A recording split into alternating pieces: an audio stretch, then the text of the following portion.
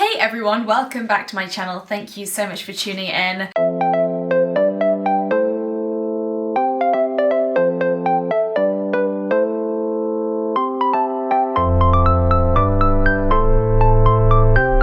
This week's vlog, I'm going to be talking about my 5k time trial that I did just last week, as well as how I'm going to be training after the 5k time trial. Also some races that I've got coming up this year, which is exciting. And fingers crossed they actually go ahead, because obviously last year we planned a lot of races and really in the end it was just a case of sign up to whatever and just kind of hope for the best, which to be fair has sort of been my attitude this year. So maybe I've signed up to a couple too many things, but I have a feeling some of them will be cancelled and then other ones will come on in their place. So I'm just kind of keeping it open, keeping an open mind and hoping for the best when it actually comes to doing the races, but I'll be doing the training regardless. So my 5k time trial last week, for those of you who haven't watched, I spent 8 weeks training with Holly Rush, my coach, for a 5-kilometer time trial effort on a local loop around here. And I was on a sub 20 plan, and the sub 20 plan is usually 8 to 10 weeks, sometimes 12. And I just did 8 weeks and I didn't get my sub 20 goal, although I did get a personal best by about a minute, which is something that I'm still extremely happy about if you can't tell. I might be giving it another go, because it seems stupid not to capitalize on 8 weeks of training, of really tough training as well, that I've been doing up to this point over February and March. It seems stupid not to continue that training and give it another shot in a few weeks time, but I haven't decided yet. But what I'm gonna do is I'm gonna continue the training that I've been doing, focus a little bit on the longer distances, because one thing that I noticed from the time trial was that I really started to struggle at around exactly 2.7 kilometers in. I remember looking at my watch and thinking, holy crap, I'm only 2.7 kilometers in, I'm only just over halfway, and I've got to the end of like where it feels kind of relatively comfortable,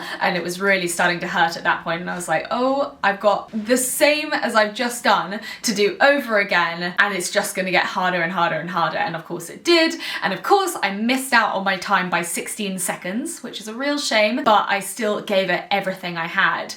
And one thing that I noticed from that was that my speed is fine, my endurance is fine, but my speed endurance is not so good. So that's what I'm going to be working on. And regardless of whether actually I take on another 5k time trial, I will be doing the training continuing as I was, because those are my weak points. And so actually by doing the training, I'm working on those weak points, whether it's for this specific race or for another time trial in the future, for a 10-kilometer time trial because the training's kind of quite similar, or for races down the line, or just for my general fitness. Because one thing that I think a lot of us realised last year is, frustrating though it is to have races cancelled, the training is not lost. You know, all those benefits that you get from that training still very much exist whether you take part in the race or not. And while it can be a real shame to not feel like you can actually like capitalise on that training and give everything that you've got in a race kind of setting, and I know that's what a lot of people look forward to, you still get all those benefits and you can still give it a really good shot when it actually comes to your own races, whether that's a virtual race or a time trial or whatever it is. And last year I did a 10-kilometer time trial, I did a half marathon time trial, and this year I've done my 5-kilometer time trial, and they're difficult. They're really, really difficult. So if you can kind of give it a really good shot in a time trial, then when it actually comes back to doing the races again, hopefully you actually can give a little bit more, because there's something totally different about running a race, quote unquote, by yourself and having to, I mean, I had Holly to pace me, but even then, you know, I wasn't racing anyone. I didn't know where the finish line was exactly, so I couldn't really push towards the end lest I actually fall over through overexertion. So there's a difference between a race and a time trial, and if you can do the time trial and get a PB or get close to a PB even,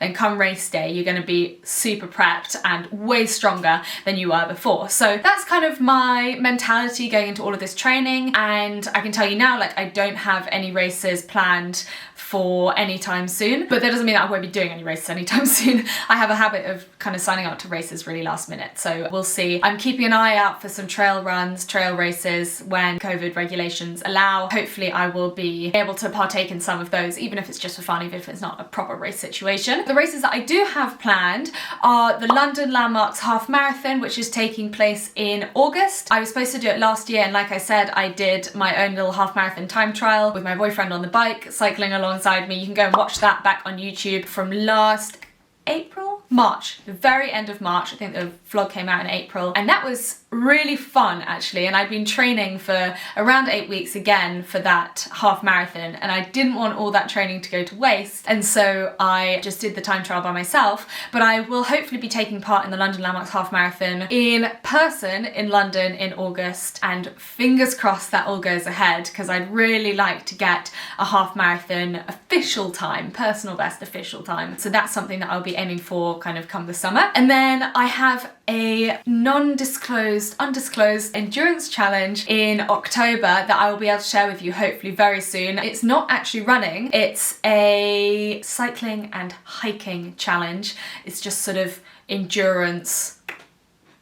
I would just say it's an endurance challenge as a whole. You don't have to necessarily be able to run to go to it, but I'll be able to tell you more information about that sometime soon, and that is in October, and that's going to be super intense. It's like 200 and something kilometers, so yeah, that's intense. And then the last one is in May next year, where I'm hoping to take part in the Tribe Run for Love 4.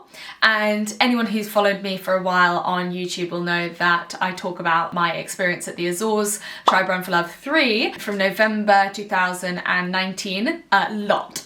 I talk about it constantly because I had an incredible time. Even though I didn't complete the full distance, I kind of did about half of it basically, just over half, and absolutely adored it. And so I'm hoping to go and do the full thing in the May edition of Tribe Run for Love 4 in Croatia rather than the Azores, and it looks amazing from what I've seen. So hopefully come closer to the time I'll be able to share a little bit more information about that. If any of you want to sign up, I'd love to have people there that I know or who follow me on YouTube. I think that would be really fun, and got a cool little community going on here, so I would love to see some people there. But it is going to be an intense challenge. It's like 280 kilometers overall. It's in the mountains. Like the first 2 days are just running up and down 2 different mountains. It's a marathon each day on average, I think 44 kilometers or something, which is pretty wild. So I'm really looking forward to that, and I don't know how long I'm gonna have to train for that, but I guess the sooner the better really. And once I've done some of my shorter, faster stuff like this 5k training, I'm gonna start increasing the distances again and start doing more endurance trail work, because that's what I really love. So after my time trial on Wednesday last week, I took a couple of days off. I was just doing loads of gardening, which, let me tell you, it's pretty intense. This is landscape gardening, not just like cutting flowers and stuff. I was like digging trenches for 5 hours or so. It's really intense, but I didn't do any running for a few days afterwards. And then I went on a run on the Sunday. So that's what, Wednesday, Thursday, Friday, Saturday. Yeah, 3 days without running in between. And I did a run on the Sunday, and I did 16 kilometers, and we went on some cool little trails around here in Bristol. And in terms of name dropping, went along the Avon Path and up into Lee Woods, which is beautiful, and did some new trails for me, and I loved it. And I kind of forgot, like, that's what I love. I really like road running, quite like road running. I really like going fast, which you can't really do on trails so much, but really trail running is where my heart is. So I'm really excited to get back to that at some point when I am able. So that's kind of the goal in the next year, but you know, we never know what's going to happen. And so for the most part, I'm just sort of training for fun. And that's why I do kind of all of it, because if it's not fun, like, what's the point? Because, you know, I'm never going to be an elite athlete, so there's no point training to become an elite athlete, only there's point in training to become the best that I can be and having fun at the same time. So speaking of, I'm about to go out and do the least fun session I could possibly think of. Speaking of continuing the training that I was doing before, focusing on the longer, more endurance sessions, I'm doing 6 by 5 minutes today at 4:15 pace, so 4:15 per kilometre that is, not per mile obviously. That is quite fast, it's pretty fast, it's painfully fast, so that will be just over a kilometre times 6 with 2 minutes jog recovery in between each rep. And I'm going to go and do that up at the Hengrove track, and I'm going to bring you along with me.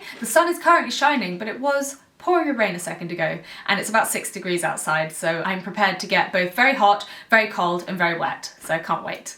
Just set off. I can already tell this is going to be painful, mainly because I forgot to charge my headphones. I never forget to charge my headphones, and you'll probably be thinking, but Flora, you forgot to charge your headphones just 2 vlogs ago, which is true. But that was the first time in the last 2 years I've done it, or last year at least. So my brain is just kaput. And also I have to charge so many things. I wear my Honor Magic watch for like day-to-day everything, and then I wear my Cinto 7 just for intervals because it has a lap function, and basically it just makes it a lot easier to do my intervals properly. And then I've got this camera, GoPro Hero 7, which I need to charge. It doesn't last very long, especially in the cold, which it is today. And then I've got my headphones, and I've got my phone, and I've got my other camera as well, all of which need to charge in order for me to go out and do a vloggy run thing. And sometimes I forget, so today I've forgotten, and I'm very sad because it's inevitably going to be really painful even with music, but hopefully it won't make too much of a difference. I'll just have to talk to you instead.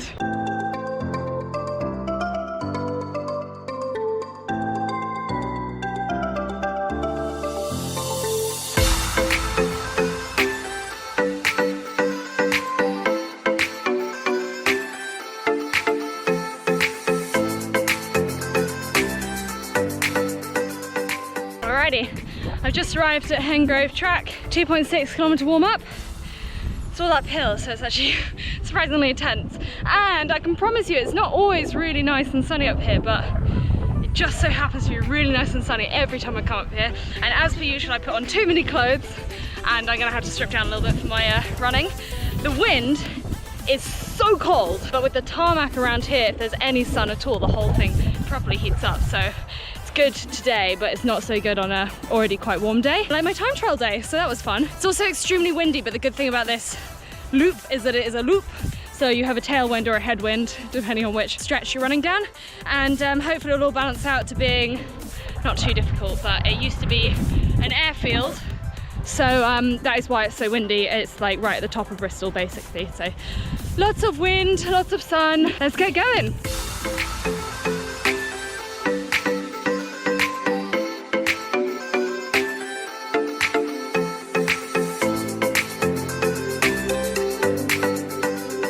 2 cents of intervals down. Whew. First one was smooth, second one a little bit harder. 2 minutes of jogging now. I can tell you, the wind up that end is no joke. And you can hear it a little bit here as well, but thankfully this corner's a little bit sheltered, so it's not too bad. It's just not that way that it's like uphill into a headwind, but then I have 3 corners to recover, so anyway, 1/3 done, 2/3 to go.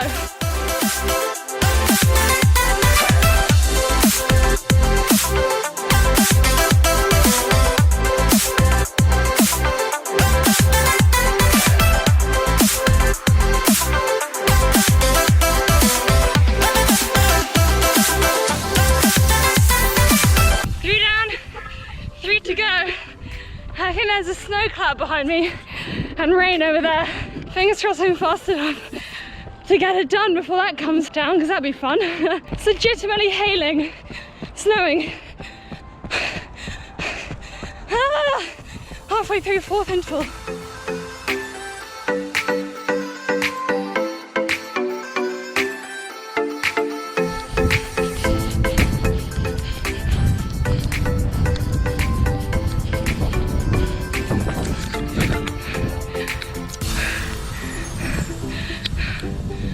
Bloody hell.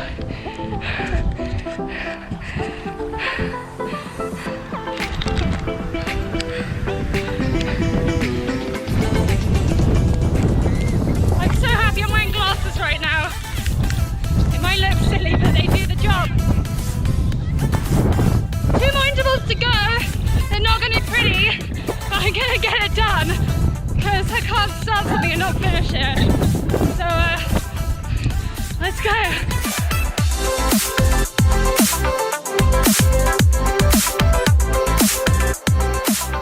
Penultimate lap done. That was really hard. Don't know why. I guess I'm tired or something. Anyway, snow's gone. Sun's coming back out again.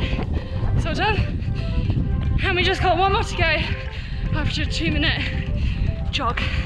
And then 2k jog back home. Woo. Interval session done and dusted. I'm finally back home trying to warm up because that was really cold. My camera died.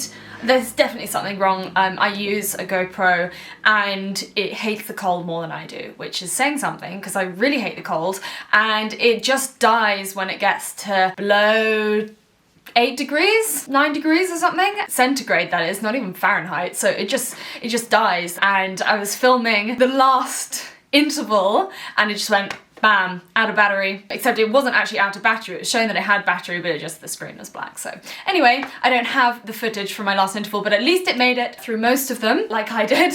I had an interval session the other day, as you guys might have watched. The camera lasted between my front door and the start of the intervals. It was 1 degree or something back then, and then it just died. So at least it made it most of the way through this time. That snow was super intense, but I got the intervals done and I'm really happy I did.